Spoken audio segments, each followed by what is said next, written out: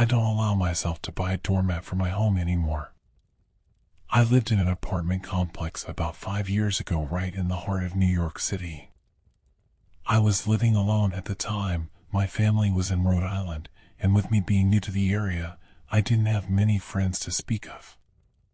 I moved into Shallow Reed with my backpack and 2 large suitcases. Boxes from home were on the way, but it couldn't be anything too big to not fit in the mail and had to be light enough for me to not go dirt poor in fees. My family helped, but they've already helped me enough. I was fresh out of college looking to be an editor. This lifestyle didn't come with the highest hope, just an immature energy that will push your loved ones away from you but will fulfill your personal aspirations. My apartment was small but fulfilled more than enough. The rooms were clean and the utilities worked. I was stressed but happy, excited even. The area was, well, pretty rough. I had to grow a pretty thick skin to not take it personally if someone was calling me something or trying to hassle me. Crossing the street was once stressful, but it's nothing now. The bus station was only down the street and it took me everywhere I needed to go. I didn't take my car with me, so walking in public transport was my way to go. It was about 2 years into my job at a publishing house that I had to leave. I have recently gotten a few shelves, a few wall decorations, and a welcome mat for the entrance to my apartment. It was a tufted mat with a rainbow, and under it was a white lettering of welcome. Something sweet, subtle queer pride, a homey feel. The day of the incident went about as expected. I woke up for work, did what I had to do, and came home. I didn't go out to a club or a bar that night. I liked the nightlife of the city. I had a few people over every now and again, but no one really stuck around.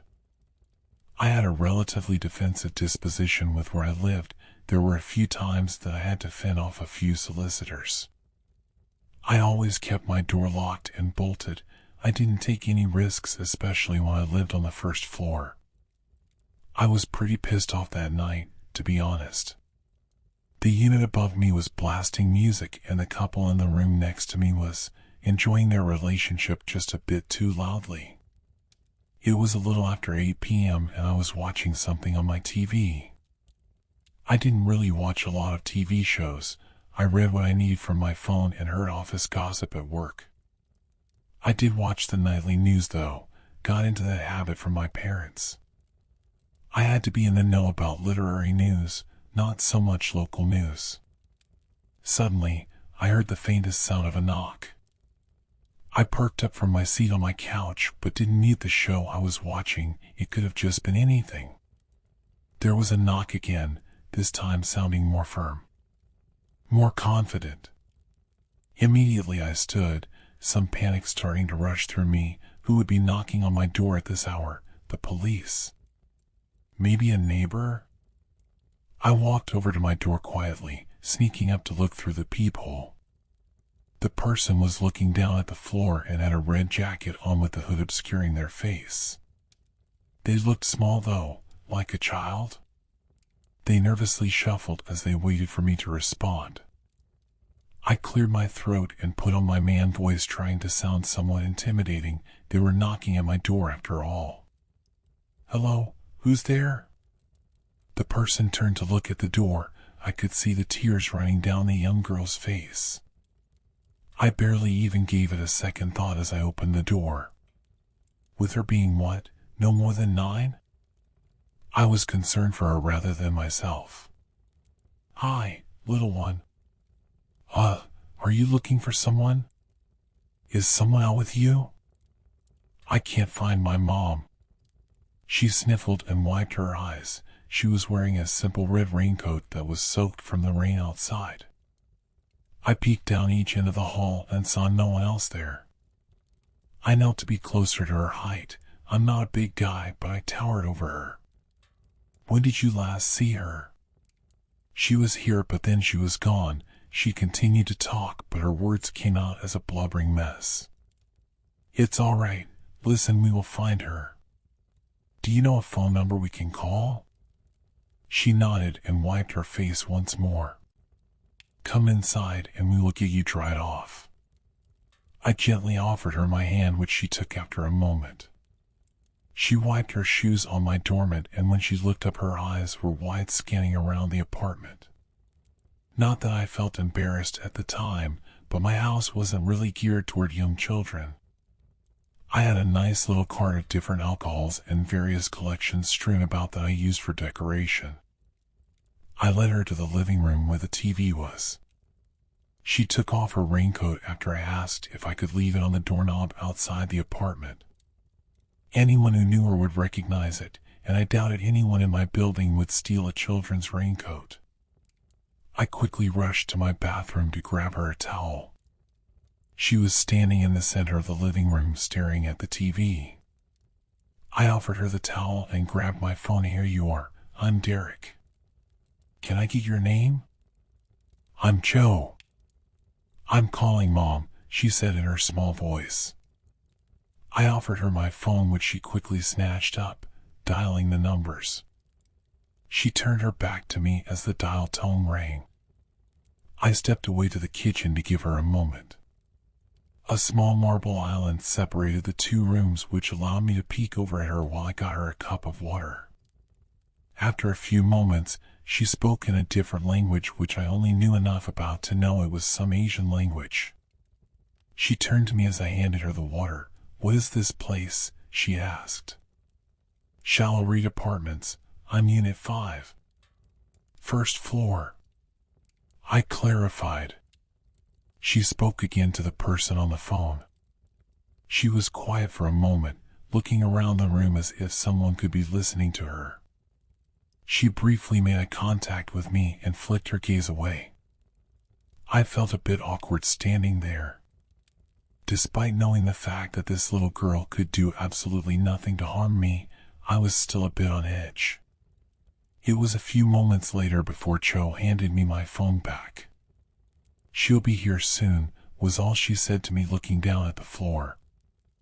I looked at my phone, thinking if I should report this to the police or not. Yeah, her mother is on the way, but why was she missing in the first place? "How come you knocked on my door and not Unit 1? "Sorry, the first door in the hall." "Your carpet." "My carpet?" I thought. What did she mean by that? "There's a rainbow." No one else had a rainbow. She said simply, like it was obvious. I realized then she was talking about my doormat. Shallow Reeds wasn't exactly the most queer inclusive, but I didn't worry about someone knocking down my door for having a rainbow on my mat. I hoped to show a bit of friendliness, didn't expect it would lead a kid to my door. I moved on and asked another question. "How did you and your mom get separated?" I asked her in the most peaceful tone I could. She didn't answer, she just kept staring at the ground. Her eyes darted to my TV when the opening theme for the news started playing. "Can you change this, please?" she asked. I mean, it felt out of the blue that she asked me that, but then again, I don't think the news is the most popular children's show. I found the remote right where I left it on the arm of the couch and put on a kids show starring a blue heeler family. Figured that would be better than the nightly news. She didn't really seem open to talking much anyway. Well, the quicker she's out of here the better, I thought. It was maybe 5 minutes later that a hurried knock sounded through the apartment. I immediately stood up from where I was on the opposite end of the couch from Cho and rushed to the door.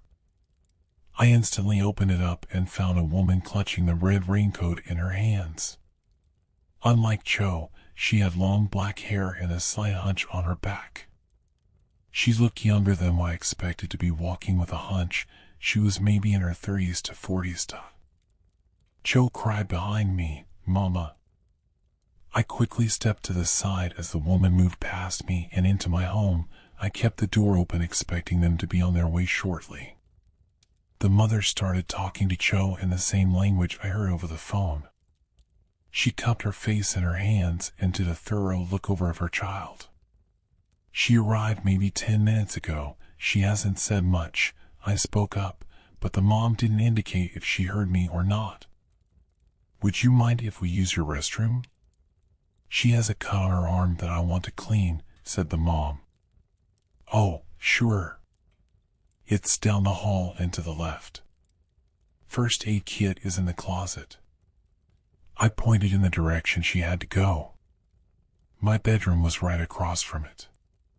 She led her daughter to the bathroom, looking a bit too curiously into my bedroom for my liking. They've seen the whole apartment by this point. I didn't remember seeing a scratch on the kid, but I didn't search her to begin with. While they were in the bathroom, I went to change the TV but couldn't find the remote. I found that a bit odd, seeing as I placed it in the same spot I did earlier. The great thing about today's day and age is that everything is digital. So, I pulled up the TV app on my phone and changed it from there. When changed the channel back to the news, I was met with a video of a roaring house fire that happened earlier in the day. Well, I didn't miss all of the nightly news coverage. I could hear them fiercely whispering in the bathroom, which I didn't find surprising. I'm sure the mom was giving the kid an earful, but I was under the impression that improper adult supervision was the cause and not the child. But I'm not going to intervene. And in our last update of the night, we have a local alert brought to you by the police department. We are on the lookout for a group of individuals wanted for home invasion and murder. On the screen, they flashed a few images of men that all looked like basic figures. None of them really stood out in any remarkable way. They all wore black masks and all had thin figures. They've been breaking into homes and stealing electronics, jewelry, and anything that could be sold off easily. It was what came next that caused my stomach to churn. In their most recent attack, the homeowners had a camera system installed that captured the entire event all on film. On the TV screen, someone was standing in a bright red raincoat. The recording had audio and subtitles to go along with it. I can't find my mom. I could feel the blood draining from my face. I quickly lowered the TV volume, looking behind me to make sure no one was there. The bathroom light was still on, but the whispering had stopped. I turned back to the screen and they had fast-forwarded the clip. The same woman in my bathroom was there on my screen. I quickly dialed 911 and turned off the TV. I kept my eyes locked on the bathroom as I rushed to the front door. While I was about to reach for the handle, a heavy knock banged against the door. I froze in place, my finger hovering over the call button. From the bathroom, I heard the lady call, "That should be my brother. He's our ride home. Can you tell him we will be right out?" "Sure thing. Let me just turn off the oven," I responded. Panic coursed through me. I slowly locked the door. I even grabbed some mail to make an impromptu doorstop. As I shoved it underneath the door, the person knocked again. I jumped back and tiptoed to my bedroom. They pounded the door again. I held my breath as I passed the bathroom. Neither the girl nor the woman made a sound. I locked my door behind me and called 911. 911, what's your emergency? My house is being broken into. It's the people from. I was interrupted by a sudden slamming. They were breaking down the front door. They made it into my home, I whispered. I stepped away from my door. "Sir, what is your location?" There were shouts from the men who busted the door down. They were smashing my stuff and God knows what else. I knew my door wouldn't hold long enough for the police to get here. I had to do something now. Without a second thought, I ran to the one window in my room. I heard the woman cry. My doorknob twisted as she did. She was crying for help. She yelled that they would kill her if I didn't help. They would kill her child. I opened the window and pushed the screen out of the frame. The walls shook as someone started to pound my bedroom door. I stepped out my window, only to have a hand grab tightly onto my shirt collar. Someone was standing outside waiting. I dropped my phone as I was pushed to the ground. I could hear the 911 operator yelling through the phone as it dropped, breaking against the small rocks that lined my building. There were hands around my throat before I could even react. The person on top of me dropped all his weight onto my hips, straddling me and keeping me pinned. I struggled in his grip. I didn't even have time to panic. All I could do was react. I'll never forget the look in his eyes, the utter disregard for humanity. I can still see the smile stretched across his lips. I could see myself reflected in the black of his eyes. I tried to knock away his arms, trying to scratch at his face. My head was pounding, and my vision getting darker and darker. I couldn't hear him, but I could see him bending closer to my face. Spit hit my cheeks as he laughed just inches from me. I grabbed the ground under me and used the last of my strength to aim for those dark pools. The blood hit my cheek before his laughter turned into screaming. Air rushed into my lungs as the man clutched his eye, or what would be left of it. I could only wiggle away from him as he dislodged the small rock from his eye socket. He pulled out more than the rock. I finally picked myself up and left the man behind me. I ran. I ran as fast as I possibly could and didn't look back. I ran across the street and started yelling at the top of my lungs for help. There were a few businesses, one of which was a pizza joint that still had its lights on.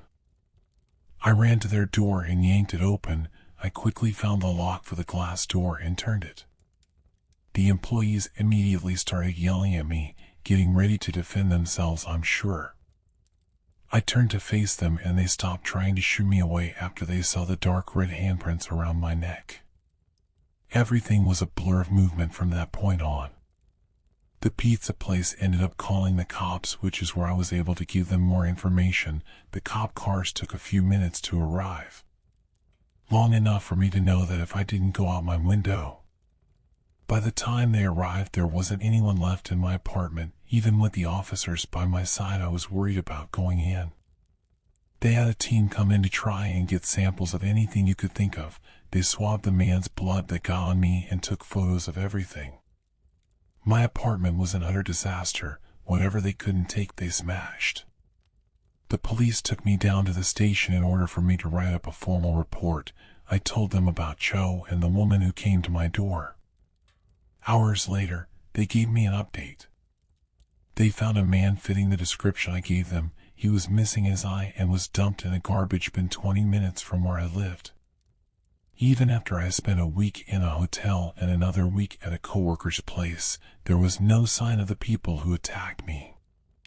The cops weren't any help either. Without anything to go off of, all they could do was wait.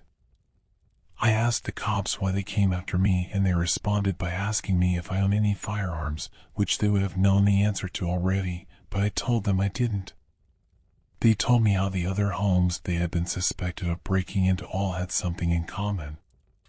The first family they attacked worked closely with a local church. Another home was just an apartment of college students, and the last home, the one that got footage of the woman from their security cameras, was a family who didn't have their citizenship in the States yet. It didn't take much to connect the dots that none of these people would have owned any guns or would have turned away a young child. We were all targeted as an easy mark. The police said they couldn't know how much the group knew about us until they were able to catch the culprits, but they knew enough about me. I've since moved and taken some self-defense courses, and even bought myself a handgun that I touch once a year to bring to the range. I jump every time I hear a knock at the door. But I'll be ready for when they come to visit me again.